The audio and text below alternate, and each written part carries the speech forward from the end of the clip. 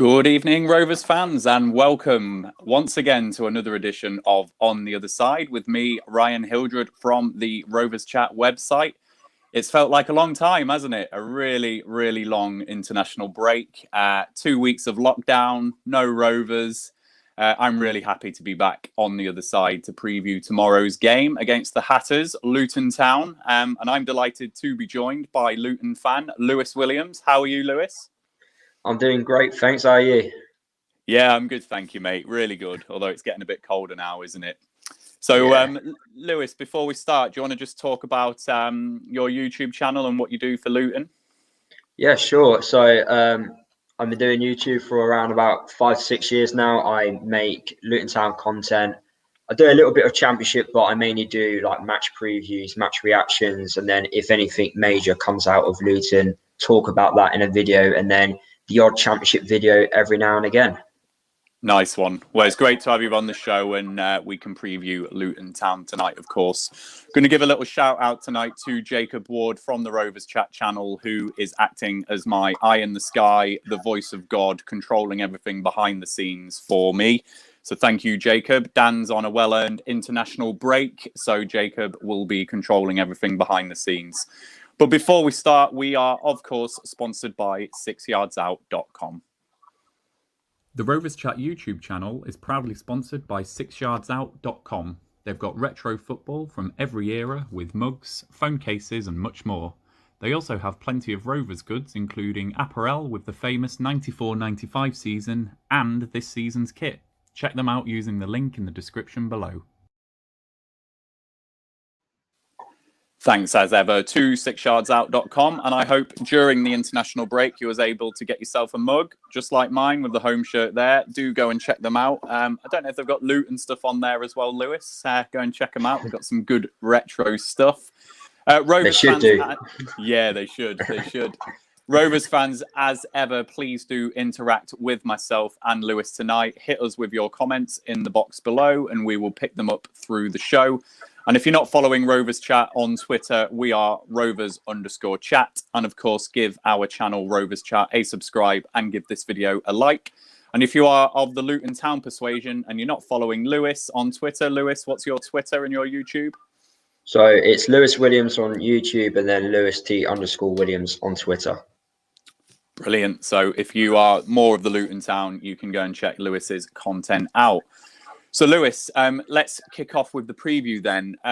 The last 3 years have been really incredible for Luton Town, haven't they? You know, 5 years of exile in the National League, which was really sad to see. You know, when I saw Luton down there, and then you've seen teams like Chesterfield and York City and Lincoln City all doing their time in the National League.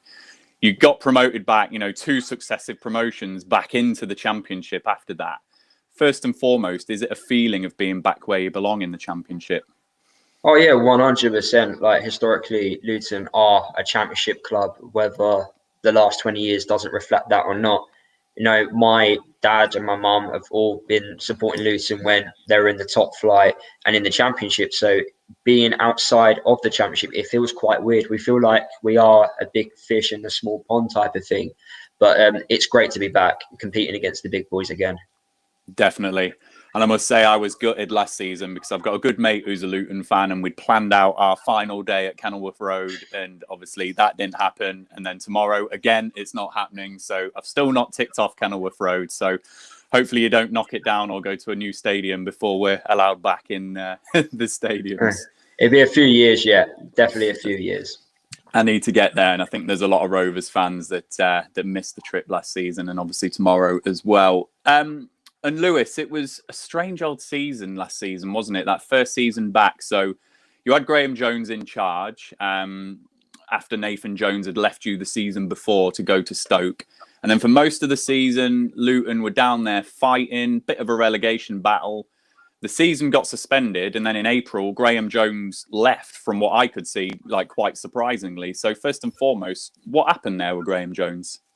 I think, well, it depends how you look at it. The club, I think, looked at it from a financial point of view and thought, right, I think it's best if you go, because the way financially everything was going at the time, there's a lot of question marks.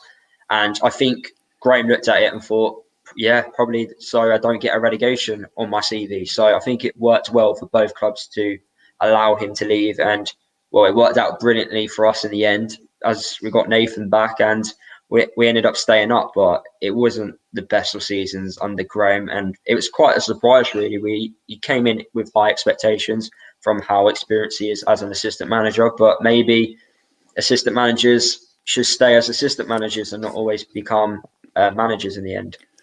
Yeah, he always seemed like that kind of lovely bloke in interviews. It seemed like a really nice chat. You know, is he from Newcastle? Is he just had that Geordie accent and just probably has he got that streak you need as a manager to succeed? Who knows? So you've come full circle then with Nathan Jones back, possibly coming back to finish what he started off. He got you promoted into League One, didn't he? And then left in that League One season. Was he welcomed back with open arms? You know, what was the view in the fan base when he came back? It was mixed. Honestly, I was surprised he even came back because the owners were quite vocal. Well, our owners are quite vocal on how they wasn't willing to let him back. But a chat behind closed doors changed everyone's opinions of that. He came back. He's apologized. He apologized a bit too late. Should have done it a lot sooner. The way he left was disrespectful. The way he won like Manager of the Month award at Luton, but then had it in a Stoke like tracksuit wasn't ideal. It was never going to go down well with the fans, and it didn't go. It just from our point of view, it was very like disrespected. It was the wrong timing. It was the wrong month to leave, and yeah, a lot of fans are still annoyed. And to this day, there are still some fans out there still annoyed, and they don't want him the manager of Luton. But for me, it was just you need to apologise and then save your job. Really, so, like win us back by keeping us up, and he did exactly that. And we can't ask for anything more from that. He did what he was meant to do. He had a tough task in the end, and fair play to him. He's gone and done it. Yeah, definitely. And just to say, we've got a few comments dropping in, Lewis, some of them which actually fit some questions that I've got for you in a bit. So Joe and Jacob, I will answer your questions in a bit.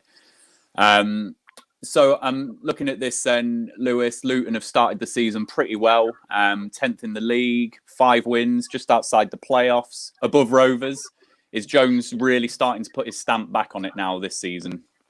Oh yeah, 100%. It's like he's never left really. Like that time where he went to go to Stoke, it doesn't feel like he's gone really. And I think he's actually come back a better manager. I think tactically he's got a lot better. Normally we would just stick to like the diamond formation, and that's what won us back-to-back promotions. But now he's changing it up a little bit. Despite him changing it up a little bit, we're starting to see like some weaknesses that we never saw before. Like sometimes a poor first team like selection in games where we start games poorly. But he's recovering and he's making those tactical changes. So that time at Stokes improved him massively under a manager. And although we're 10th, I still believe we can get more out of these group of players. Like going forward this season, we've not been the best. And I think once we find that right balance in the field and the right style of play to go forward, I think we can cause a few more surprises this season. But I don't expect us to be anywhere near the bottom 3 at all, really. Yeah. I'm going to pick a couple of questions here then, if I can, Lewis. So the first one from Joe Harvey. Do Luton play 4 at the back or 5 at the back? Rovers are much more successful against 4. Well, we normally play 4 at the back. It's been our normal go-to play 4 at the back. But recently, I think regards to what I was saying about Nathan Jones picking a poor first team 11 in games, he's not got it right, like the system right, for some weird reason this season. We keep changing. So we've been playing 4 at the back, but we've also been playing 5 at the back as well. So with that being said, we may play 5 at the back if Blackburn are not the best with playing against 5 at the back. But we just don't create much going forward when we play with 5. So normally it's a 4, and I'm expecting a 4 tomorrow. But after what that comment I've just said there, maybe we may change. I'm not too sure. Yeah.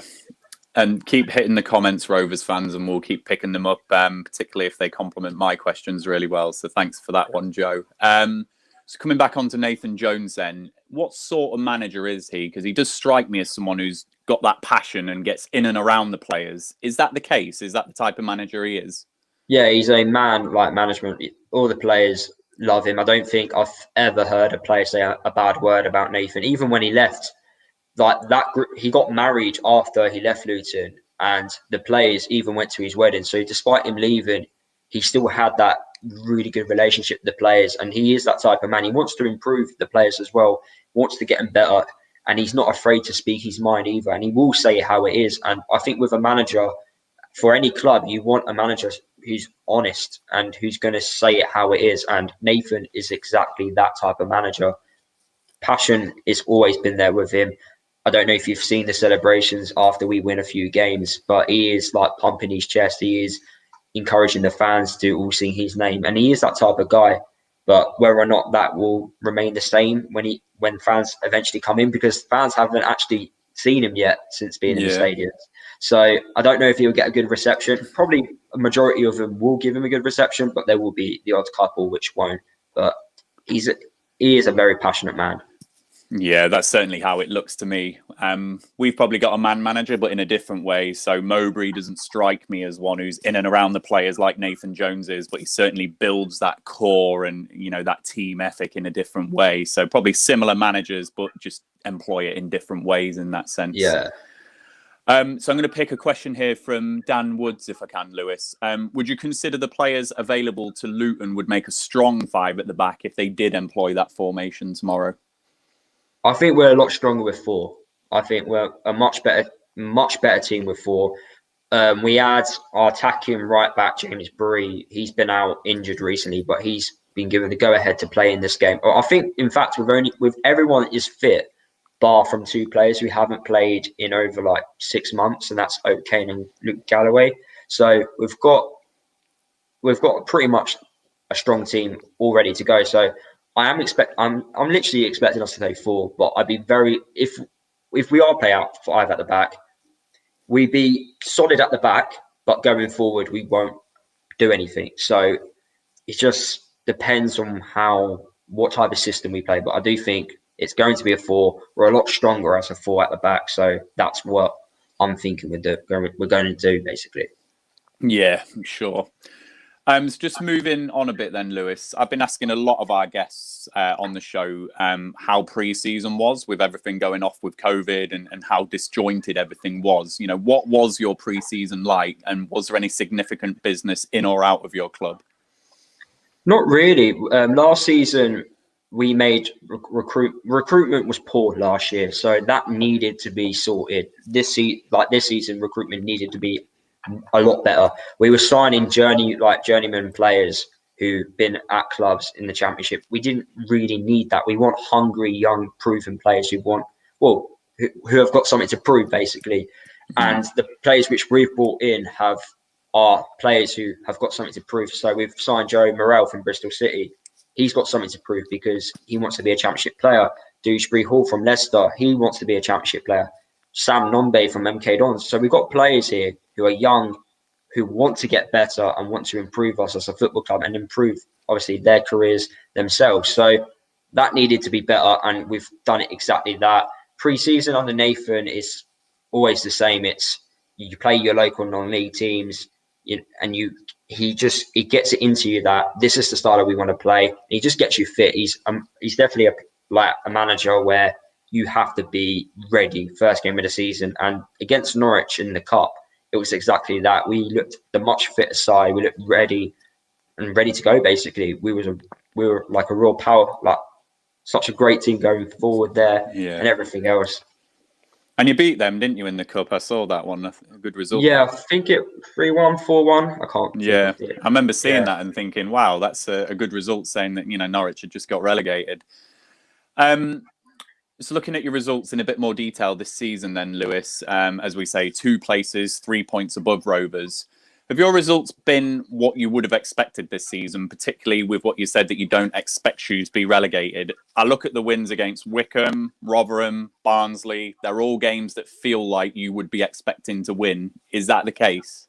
Yeah, I think the teams which we've played so far and the ones which we've got results against, I think when you look back at the end of the season, you look at those games and think, yeah, we should have got points against those sides. Like we beat Derby at home, where we got 3 points at home against them last season. Although we obviously beat you at home last year, I'm still not expecting to get the 3 points at home like this time round. But I'm expecting some sort of decent performance. We need to perform better than what we did the previous year. But all the teams which we've played against, I believe that we deserve to get something from the game, and was kind of expecting something from the game.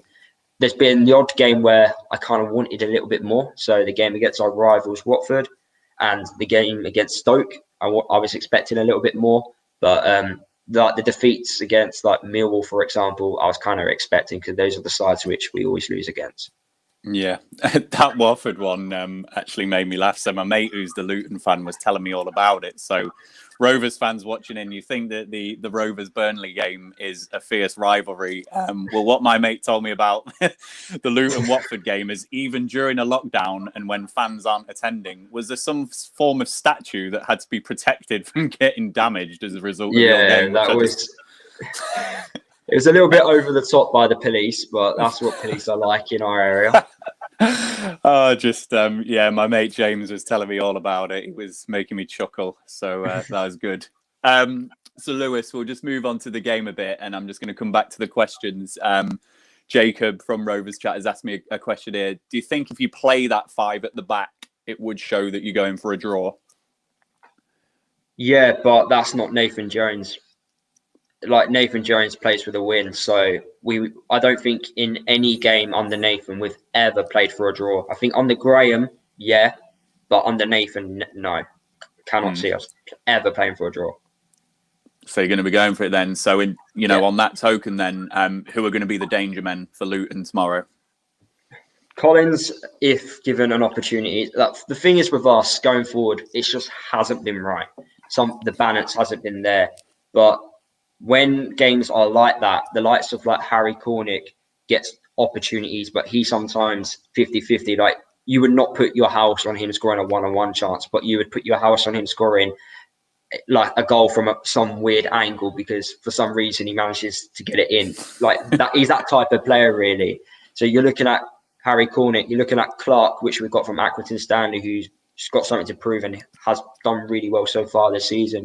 You're looking at Pelly in midfield, who's that energy box-to-box midfielder who can cause plenty of problems. So you're looking at like those types of players to cause an impact, and also Loa as well. If sometimes he plays, sometimes he's on the bench. But if he comes off the bench, he's one player which you do not want to defend against, because he's so powerful, skillful. He's got that pace, and it's hard to stop him. Yeah. And if you had an area of weakness for Rovers to exploit tomorrow, what's it going to be? It'd be your defence, because, either your fullbacks or like your centre halves, because I know last season, I think we scored 3 set pieces against you, and I don't think you're the best this season from set pieces either. So I do think that is an area which we can exploit, and that's how I expect us to score tomorrow, will be through a set piece. Yeah.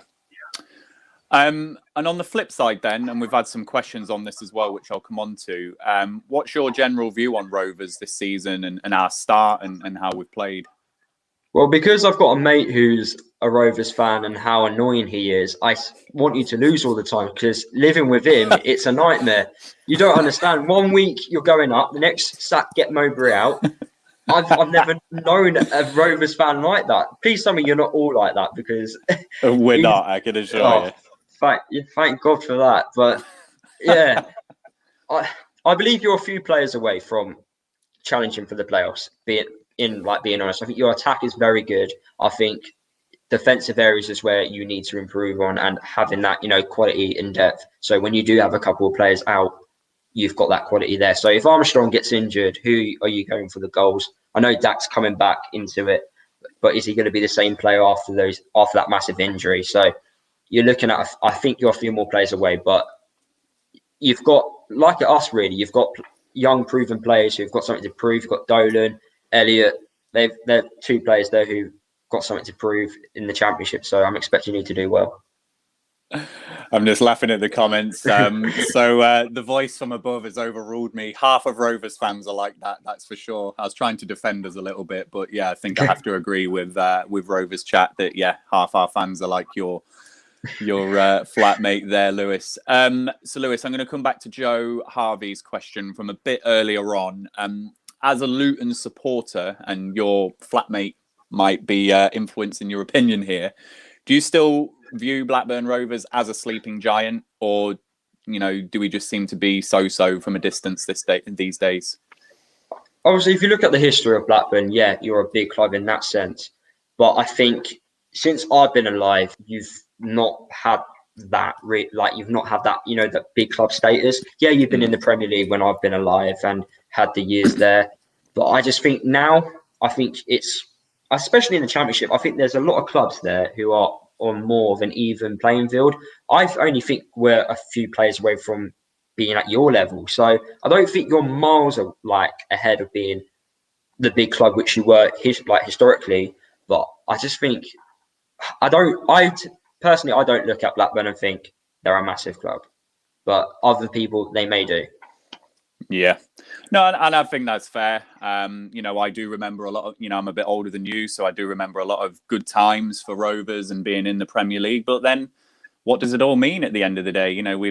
This is our 8th season in the Championship, and there's lots of clubs like that. Leeds were down there for ages, and Forest have been down there for ages. So, totally get your point of view, but we do long to get back there, don't we? But I think certainly our history does push us up that notch more than a lot of clubs in and around us, certainly. I'm going to pick another question here from Jacob again. Lewis, are there any similarities you can see between Blackburn and Luton? Probably, the towns seem quite similar. Do you look at a place like Blackburn in that regard? That's a hard one. Not really, to be fair. I've never ever looked at the similarities between the two clubs. I think the only similarity I can think of is we've had owner issues, but apart from that, I think we've recovered it really well. But I think with your owners, not so much. So that's the only area which I think we're quite alike. But apart from that, I can't really see any other area. Yeah. So just moving us on a little bit then, Lewis. I always like to do Rovers links to the other clubs and Rovers Luton links. I found one. Ryan Tunnicliffe is a player who did come quite highly rated from Fulham on loan to Rovers in 2014. He did all right, but never really made a massive impact on our side, if I must admit. What sort of influence does he have on your side, and what do you think of him? Nothing, no influence at all. I don't understand why we find him. He's in the worst starting 11 for me, I've ever seen him play for Luton. We signed him from Millwall on a free transfer, and we thought, oh, what a player we've got here on a free transfer. Their fans wanted him to stay, and he doesn't offer nothing. It's like playing with 10 men with him sometimes. Yeah, he has the odd game where he does well, but consistently, you want to see it more often, and he doesn't do it. I can't count how many games I watched him last year, and I don't remember him being on the pitch. It has been a poor signing, and the most annoying thing about it all is we've got him for 2 years. That's the most annoying thing. But the positive is he's leaving at the end of the season, so that's. But to be fair, what makes me laugh even more, he had the opportunity to leave Luton in the summer, but he hasn't gone. I'm like, you're not going to play. He's not even going to play this year. He's playing the odd game.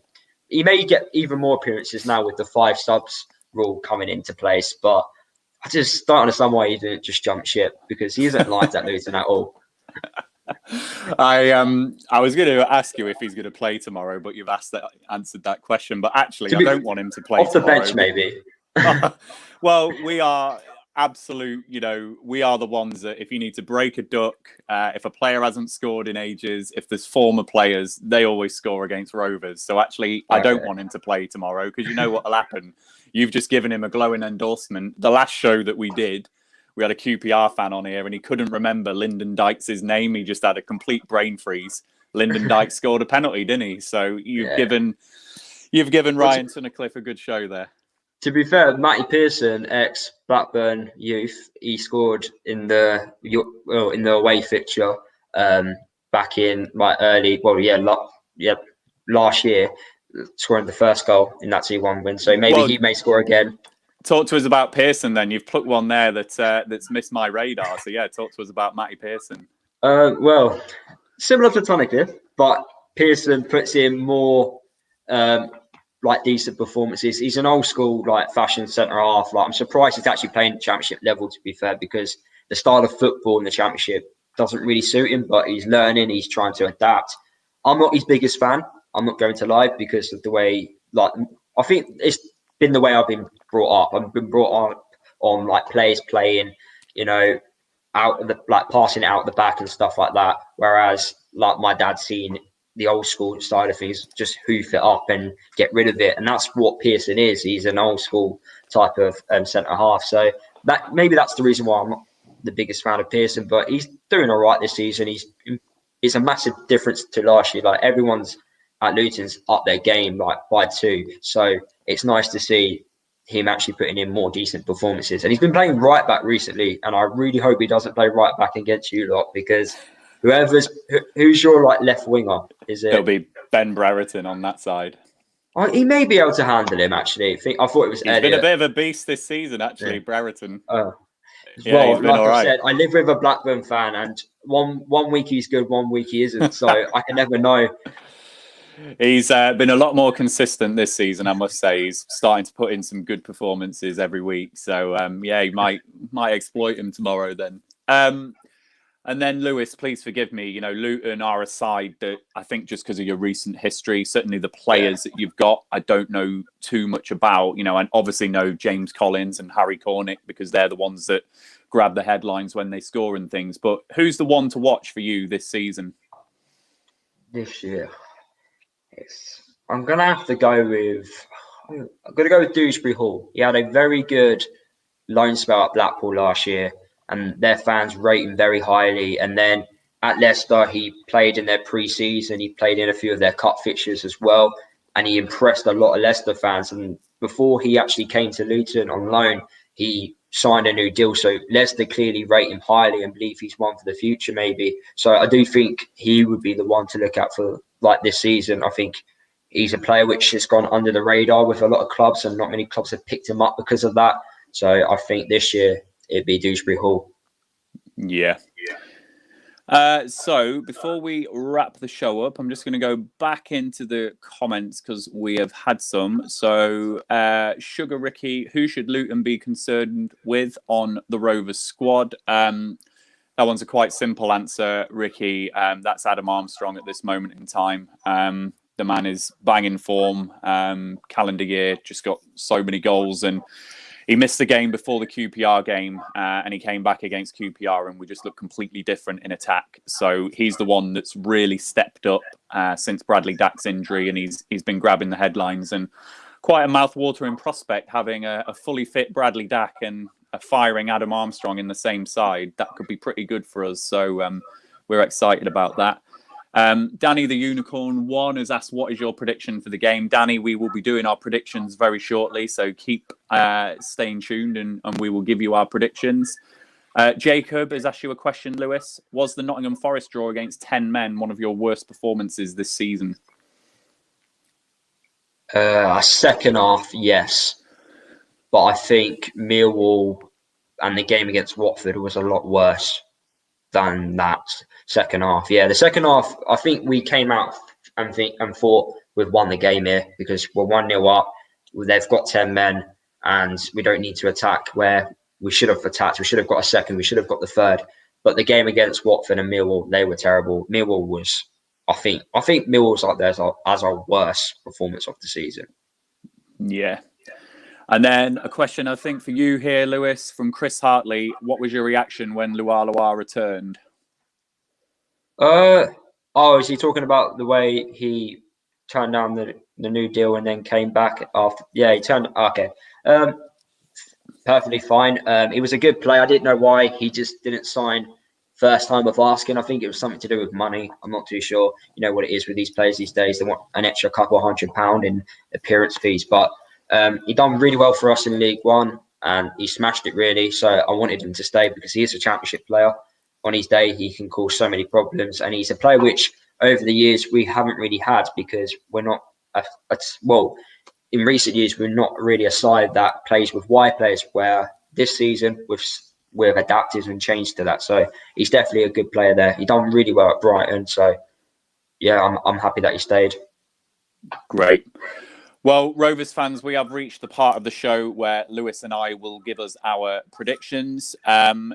Do give your prediction in the comments box. Let's see what you think. Do you think Rovers will win, Luton will win, or a draw? Please get the comments coming in, and we will pick them up once Lewis and I have done our predictions. So, Lewis, I'm going to start with you. I want 2 predictions if I can. The game tomorrow, and then just a prediction for where you're going to come this season.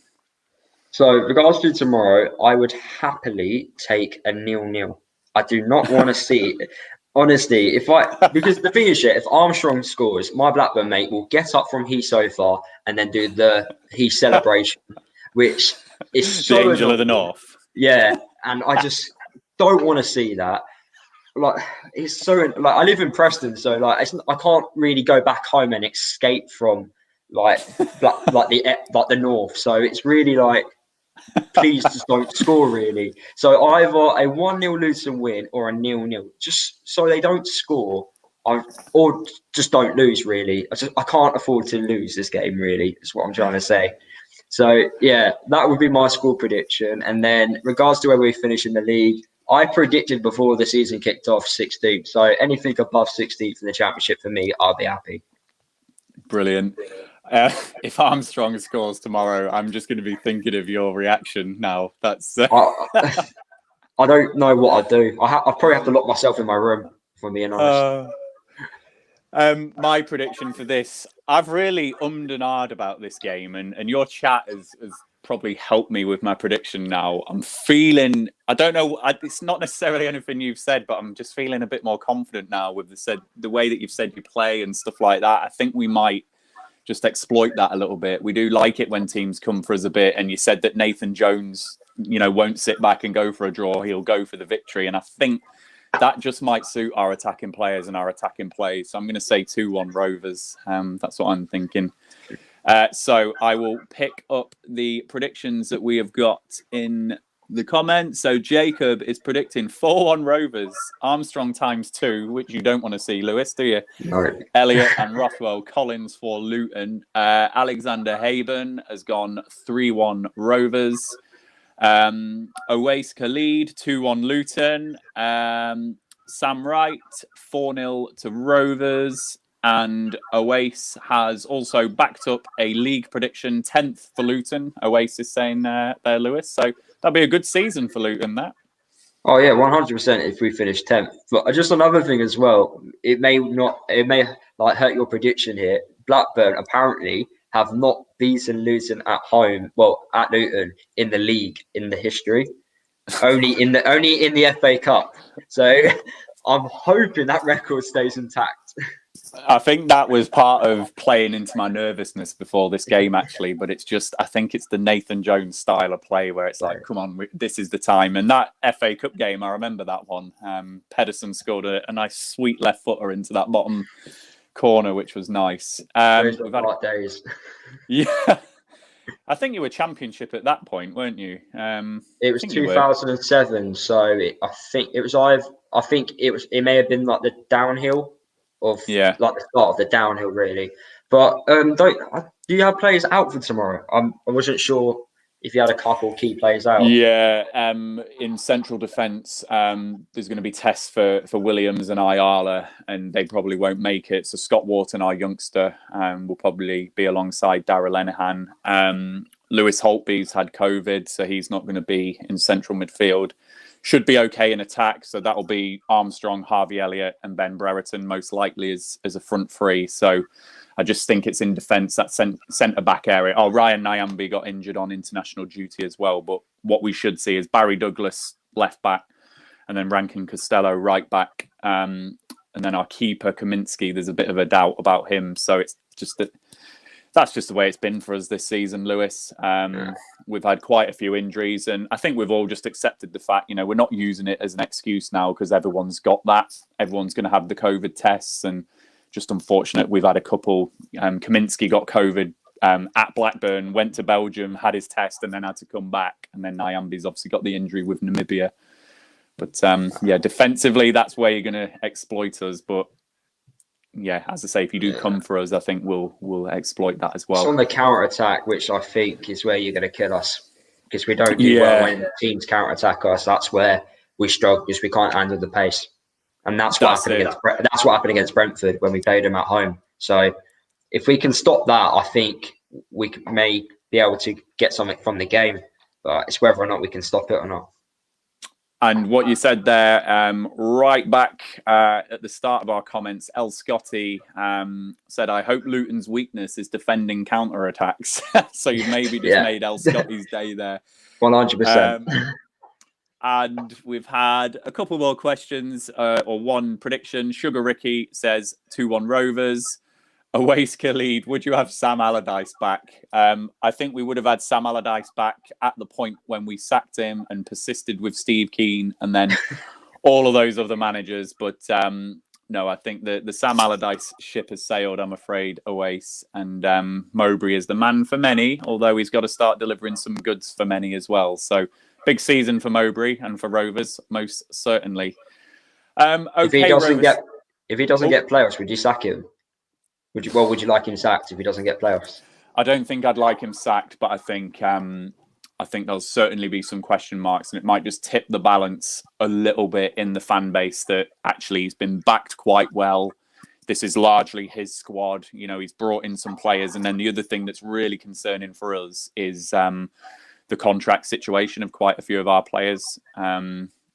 We will lose some in the summer, inevitably, I think, if we don't go up or whatever, or don't have a good season. So it's a bit of a pivotal season for us, especially with the finances the way that they are. Okay. So that's it, Rovers fans. We have reached the end of the show tonight. My biggest thanks to you, Lewis, for joining us tonight and taking up your time on a Friday evening.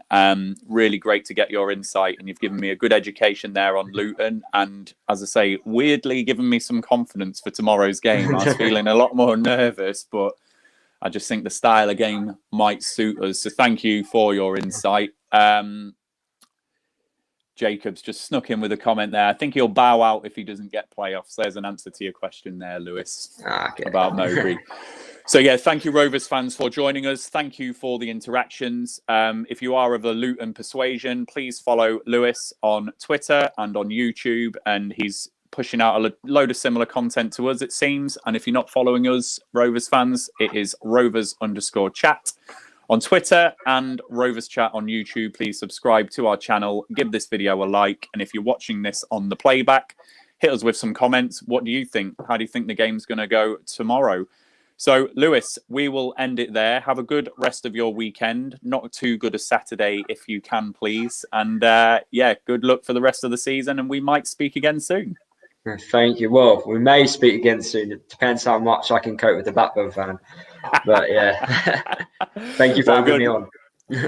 Good luck, mate. And I hope that you see plenty of Angel of the North celebrations tomorrow and you don't end up decking him. But no, thanks for joining us, mate. Really appreciate it. And Rovers fans, we will end the video there. Thank you. The Rovers Chat YouTube channel is proudly sponsored by 6yardsout.com. They've got retro football from every era with mugs, phone cases and much more. They also have plenty of Rovers goods, including apparel with the famous 94-95 season and this season's kit. Check them out using the link in the description below.